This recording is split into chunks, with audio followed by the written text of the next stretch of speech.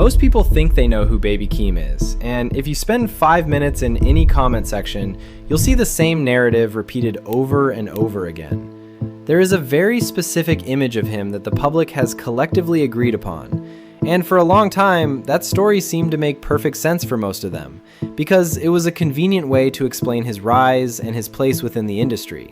Most fans look at his career from the outside and assume they've seen the whole picture, but that's exactly where the problem starts. When you look at the surface, you're only seeing what the industry wants you to see. There are actually 3 massive misconceptions almost everyone has about him, and these 3 secrets are the reason why the biggest names in music treat him differently than any other artist of his generation. I got 1,000 fucking cousins, man. Like, 1,000 friends that rap and do music and shit.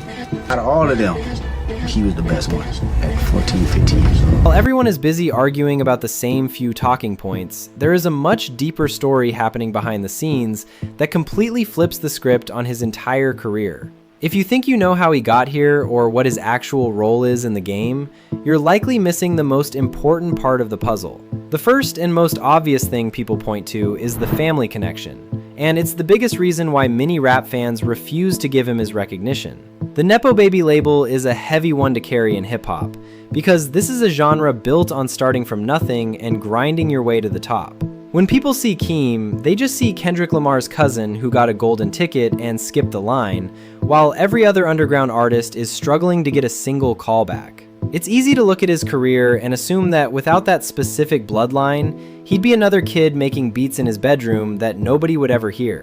Most people have convinced themselves that he's essentially a project for Kendrick, like a younger sibling being allowed to play with the older kids just because their mom made them bring him along. But when you actually look at the credits and the work he puts in behind the scenes, that whole Nepo Baby argument falls apart pretty quickly. Like, my whole thing, you gotta work for this shit. Like, I don't give a fuck who you is. From my point of view, I treat you just like you Joe Blow off the corner. Let me see what you can do personally. The songs, upload it. Let me see if you can generate some buzz for yourself.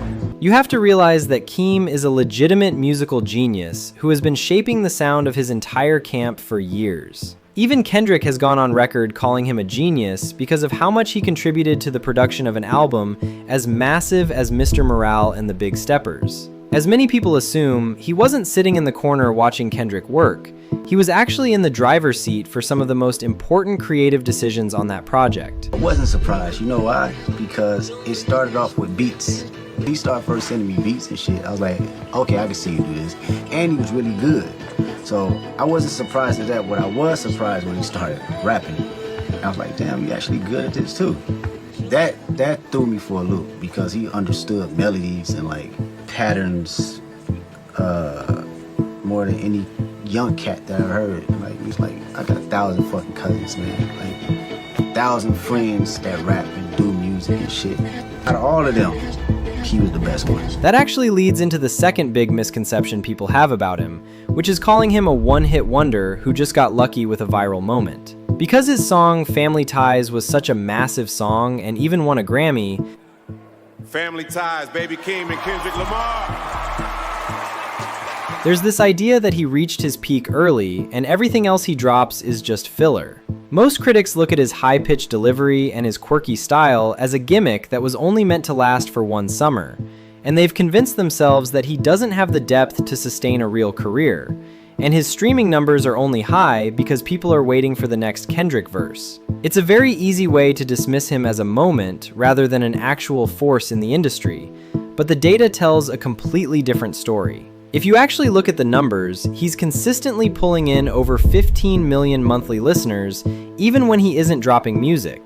That's basically a dedicated fan base that is sticking around for his solo material like 16 and Orange Soda, which both have hundreds of millions of streams on their own. And if you need more proof of his staying power, look at what just happened with his new album Casino. It dropped in a window where big artists like A$AP Rocky and J. Cole were also reelsing their long-awaited projects, and yet Keem still managed to pull in a career-best debut with nearly 14 million streams on the first day alone. This proves that people aren't clicking for the features, but they're staying for the 12 tracks where Keem is experimenting with his sound and dropping the baby voice for something much more mature. He's outperforming established stars while moving at his own pace, And you don't do that by accident or by being a lucky guy. I have a partnership with PgLang creatively.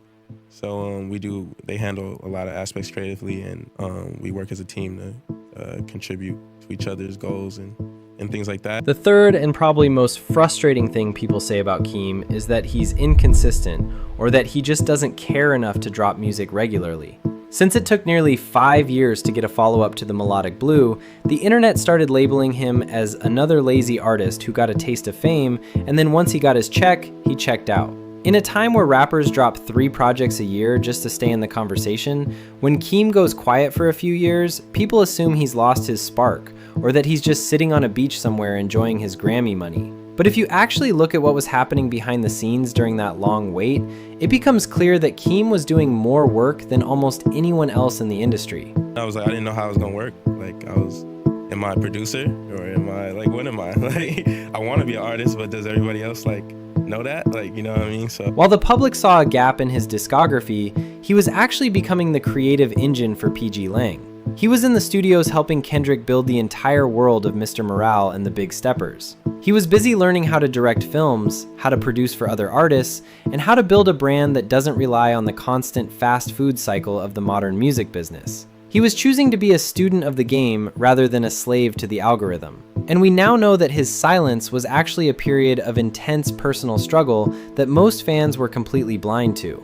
In his recent documentary and the lyrics on Casino, Keem finally pulled back the curtain on the real-life trauma he was navigating while everyone was calling him inconsistent. He was dealing with the death of his grandmother and his mother's ongoing battle with addiction, real-life issues that make the pressure of a release schedule feel completely irrelevant. You know, I was raised with my grandmother for the most part, and then I kind of flipped around.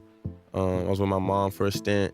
I just kind of flipped around houses a lot, so it kind of, people don't really know that. He even admitted that he named the new album Casino because he grew up in that environment in Vegas, where every day felt like a gamble and nothing was guaranteed. He was living the life he needed to live so he could actually have something honest to say on the record. When you realize he was processing all of that while simultaneously helping the Kendrick craft a masterpiece, the inconsistent label looks pretty ridiculous. He was just doing the heavy lifting that most artists aren't capable of. At the end of the day, Baby Keem is a perfect example of why you can't judge an artist based on the surface-level narratives that social media tries to feed you. We've been told for years that he's just a lucky relative, a one-hit wonder, or a guy who can't stay focused long enough to build a real legacy. But when you actually look at the data, the 15 million monthly listeners, the career-high streaming numbers for Casino, and the fact that he's the secret weapon behind some of the most critically acclaimed music of the decade, a much different picture starts to emerge. He's not the person the industry tried to convince you he was, and he's definitely not just a sidekick in someone else's story. He's an artist who understands the value of moving in silence and the importance of quality over quantity. Keem's ability to step back, refine his craft, and wait until he has something meaningful to say is exactly what makes him a threat to the status quo. He's already outperforming the giants while playing by his own rules, and with the way Casino is currently moving, it's clear that the world is finally starting to catch up to what the insiders have known for years. You might have come into this video thinking he was a nepo baby project, but if you're still watching, you probably realize he's actually the one holding the keys to the future of the genre. The industry might have tried to box him in, but Keem just proved that the house doesn't always win. Sometimes, the kid from Vegas does.